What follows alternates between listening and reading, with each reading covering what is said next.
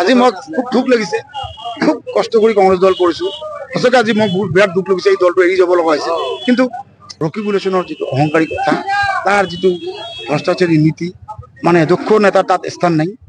তাক সদায় তাৰ নিজৰ কোন চিনাকি আছে, তাৰ লগত তাক কোনে তেল মাৰিব পাৰে, তাক কোনে পইচা দিব পাৰে, তেনেকুৱা মানুহৰ লগত তাৰ ৰাজনীতি। মই ইমান দিনৰ পৰা কংগ্ৰেছ কৰিছোঁ, মই বেলেগ দল আজিলৈকে যোৱা নাই। কিন্তু তেখেতে ইয়াত কংগ্ৰেছ দলৰ হৈ নমিনেশ্যন লৈছে, ইয়াত এই মিটিং চিটিং কৰি আছে। আজিলৈকে আমাক কোনো খবৰ নিদিলে বা এটা নামাতিলে, এটা এষাৰ মাতো নিদিলে। আমাৰ লিডাৰ মাইনৰিটি লিডাৰ যেমন ৰকিবুল হুছেইন ডাঙৰীয়া, অজাদ আলী চৌধুৰী, মাইনৰিটি লিডাৰবিলাকে নিজৰ সিট ৰক্ষা কৰাৰ কাৰণে হাইকমাণ্ডক বুজাই যে আমি যদি ইউৰোপৰ লগত আমি একত্ৰিত হওঁ তেতিয়াহ'লে আমি চৰকাৰ বনাব পাৰিম, এইটো বুজাই তেখেতসকলে মহাজোট কৰি নিজৰ সিটটোক বচাবৰ কাৰণে সিহঁতে আমাক কংগ্ৰেছ আমাৰ বাকী বিধানসভাবিলাকক ধ্বংস কৰিলে। মাইনৰিটি লিডাৰ ৰকিবুল হুছেইনৰ মন মৰ্জি হৈছিল, যেতিয়া দেখিছে যে জিকিব নোৱাৰে, তেতিয়া 2021 মহাজোট কৰি দিছিল, আকৌ মহাজোট ভাঙি দিলে। এইটোলৈকে আমি সহ্য কৰিছোঁ, আমাৰ টিকেট নহ'ল।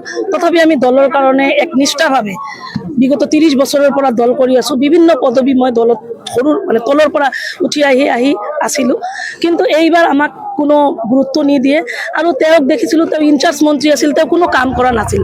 আৰু তেওঁ অকল খালি ধুবুৰী জিলাত আহিছিল ইনচাৰ্জ মন্ত্ৰী থকা অৱস্থায়। আপুনি ভালকৈ জানে, তেওঁ খালি আহি DC SP ক'ৰ পৰা চেণ্ডিকেট, ক'ৰ পৰা টকা লুটি সন্ধিয়া আকৌ গুচি গৈছিল।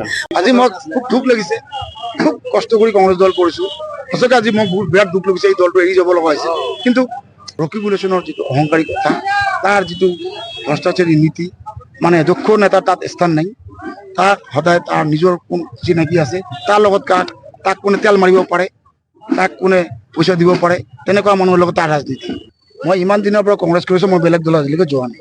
কিন্তু তেখেতে ইয়াত কংগ্ৰেছ দলৰ হৈ নমিনেশ্যন লৈছে, ইয়াত এই মিটিং চিটিং কৰি আছে। আজিলৈকে আমাক কোনো খবৰ নিদিলে বা এটা নামাতিলে, এটা এষাৰ মাতো নিদিলে।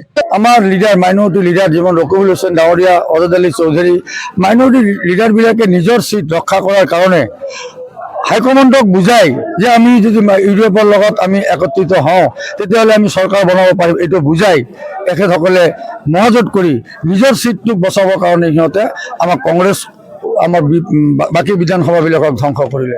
মাইনৰিটি লিডাৰ ৰকিবুল হুছেইনৰ মন মৰ্জি হৈছিল, যেতিয়া দেখিছে যে জিকিব নোৱাৰে, তেতিয়া 2021 মহাজোট কৰি দিছিল, আকৌ মহাজোট ভাঙি দিলে।